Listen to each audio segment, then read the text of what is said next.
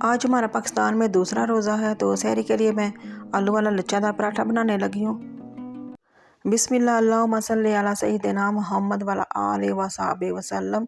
अस्सलाम वालेकुम, कैसे हैं आप सब लोग। मैं भी अल्लाह के फजल से बिल्कुल ठीक ठाक हूँ। और आज हमारी दूसरी सहरी है, तो दूसरी सहरी में मैं आलू वाला लच्छादार पराठा बनाने लगी हूँ। तो इसके लिए मैंने आटा गूँधा हुआ था पहले, तो इसके 2 पेड़े बना लिए थे और पेड़े बना के इसको मैंने बेल लिया था। आलू उबाल लिए थे, उसमें मैंने कुछ स्पाइसेस डाल लिए थे। स्पाइसेस में मैंने नमक, कुटी लाल मिर्च, धनिया, ज़ीरा, अजवाइन और साथ ही चाट मसाला और साथ ही आमचूर डाल लिया था, हरा धनिया, हरी मिर्चें भी डाल ली थी। और फिर मैंने ये सारे स्पाइसेस आलू में मिक्स कर लिए थे। उसके बाद रोटी बेली हुई थी, तो चम्मच से मैंने हल्की से बस तय लगा ली थी आलू के। और उसके बाद फिर दूसरी रोटी मैंने इसको ऊपर रख दी थी और हाथ की मदद से इसको मैंने अच्छा सा प्रेस कर लिया था। इसके बाद जब मैं ऑयल लगा रही हूँ, ऑयल लगाने के बाद छुरी से मैंने इसको कट कर लिया था। कट करने के बाद फिर मैंने इसको रोल कर लिया था। एक रोल किया, फिर उसके ऊपर दूसरा रोल रख लिया था। सारे रोल फिर एक दूसरे के ऊपर रख लिए थे। सारे रोल फोल्ड करके एक पेड़ा बना लिया था।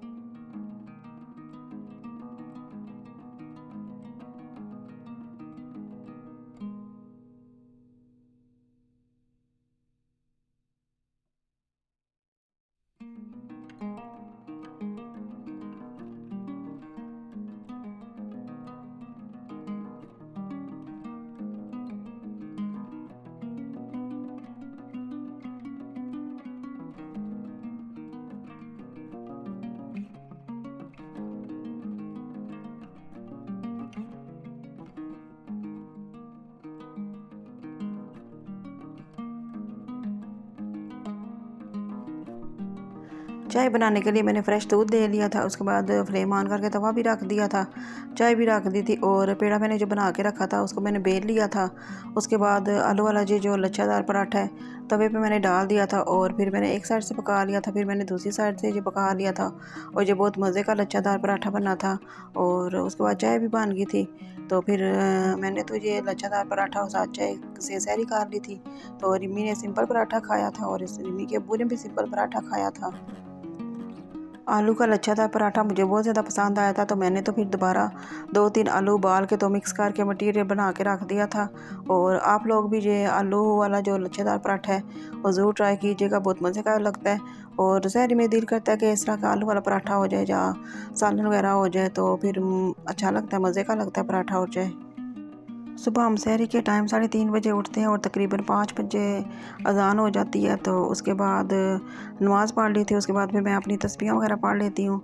तो तस्बीह वगैरह पढ़ के फिर मैं सो जाती हूँ और फिर सुबह थोड़ी लेट ही उठती हूँ। फिर क्लीनिंग वगैरह कर लेती हूँ। उसके बाद फिर मैंने सपारा पढ़ लिया था।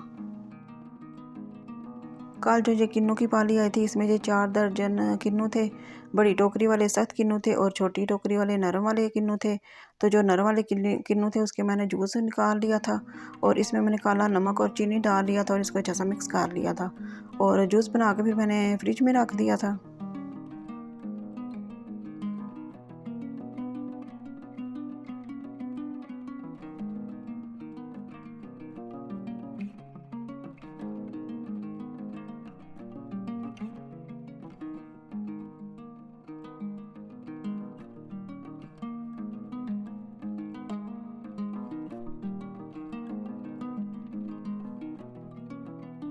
आज खाने में मैंने बीफ का गोश्त और आलू बना लिए थे।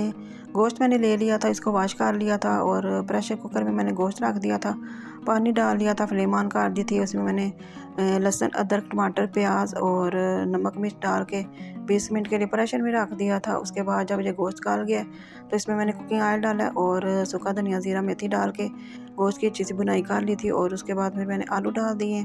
आलू डाल के फिर मैंने पानी डाल दिया था और 5 मिनट के लिए प्रेशर में रख दिया था। उसके बाद ये फिर मज़ेदार से बीफ और आलू का सालन तैयार हो गया था।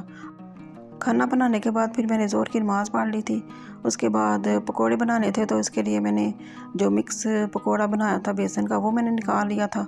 साथ ही मैंने प्लेन बेसन ले लिया था, उसमें सारे स्पाइसेस ऐड कर लिए थे, उसको फिर मैंने मिक्स कर लिया था। और आज फिर मैंने कहा कि चलिए दही भल्ले बना लेती हूँ। इसके लिए दाल के मैंने भल्ले बना लिए थे और तरामी नीचे रखी है, ऊपर मैंने आटा छानने वाली छानी रखी है और उसके ऊपर मैंने दही भल्ले रख दिए ताकि ये जो ऑयल है वो सारा निकल जाए। और कल जो मैंने पापड़ी चाट बनाई थी उसका जो दही पड़ा हुआ था, तो इसमें मैंने टमाटर प्याज और चने डाल दिए थे और फिर इसमें मैंने दही भल्ले एक बाउल लिया, उसमें मैंने दही भल्ले डाल दिए थे और साथ ही दही डाल दिया था। इसमें मैंने साथ ही चाट मसाला भी डाल दिया था, फिर हरा धनिया हरी मिर्चें डाली हैं, इमली की चटनी डाली है, शंगरीला की जो ग्रीन चटनी है वो मैंने डाल दी थी। तो ये फिर मज़ेदार से जो है दही भल्ले तैयार हो गए थे।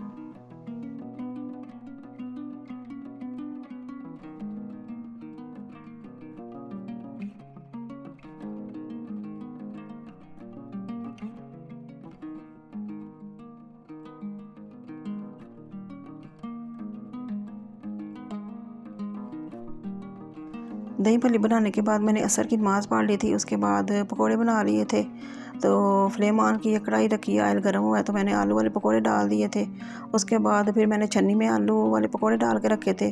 जब ये थोड़े ड्राई हो गए थे तो फिर मैंने ट्रे में डाल दिए थे। फिर पालक के पकोड़े बना लिए थे, इसी तरह छन्नी में डाले, फिर ट्रे में रख दिए थे। उसके बाद मैंने समोसे भी इसी तरह बना लिए थे। उसके बाद ये सारा कुछ तैयार हो गया। अफ्तारी की सारी चीज़ें तैयार हो गई हैं और फिर रिमी ने ये सारी चीज़ें टेबल पे रख दी थी। तो ये मिठाई भी आ गई थी, रिमी की ताई अम्मी ने मिठाई भेजी थी। तो अफ्तारी में दिल करता है मीठा खाने का, तो फिर मैं मिठाई भी रख लेती हूँ। अफ्तारी से 10 मिनट पहले मैं सारी चीज़ें तैयार करके टेबल पे रख देती हूँ और उसके बाद फिर मैं वज़ू करके आराम सुकून से बैठ जाती हूँ और फिर मैं दुआ मांग लेती हूँ। 6:11 पर अफ्तारी हो जाती है, उसके बाद अज़ान हो गई थी। फिर हम सब ने फिर रोज़ा खोल लिया था और साथ ही जब रोज़ा खोल रहे थे तो एकदम बारिश शुरू हो गई थी, बहुत ज़्यादा बिजली चमकी और बारिश शुरू हो गई थी और मौसम बहुत ज़्यादा ठंडा हो गया था। और अफ्तारी करने के बाद फिर नमाज़ पढ़ ली थी मगरिब की। उसके बाद रिमी ने फिर सारे बर्तन वाश कर लिए थे और बर्तन वाश करने के बाद फिर रिमी कहती है मेरे में हिम्मत नहीं है, फिर वो थोड़ी देर रेस्ट कर लेती है। और मैं भी जब रोज़ा अफ्तार करती हूँ बिल्कुल भी हिम्मत नहीं होती, फिर 1 घंटा फिर मैं रेस्ट करती हूँ। तो उसके बाद फिर मैं इशा की नमाज़ पढ़ लेती हूँ, तरावी पढ़ लेती हूँ और उसके बाद फिर मैं सो जाती हूँ। और आई होप आज का व्लॉग आपको अच्छा लगा होगा। अगर अच्छा लगा तो लाइक शेयर और कमेंट ज़रूर कीजिएगा। दुआओं में याद रखिएगा। ओके, अल्लाह हाफ़िज़।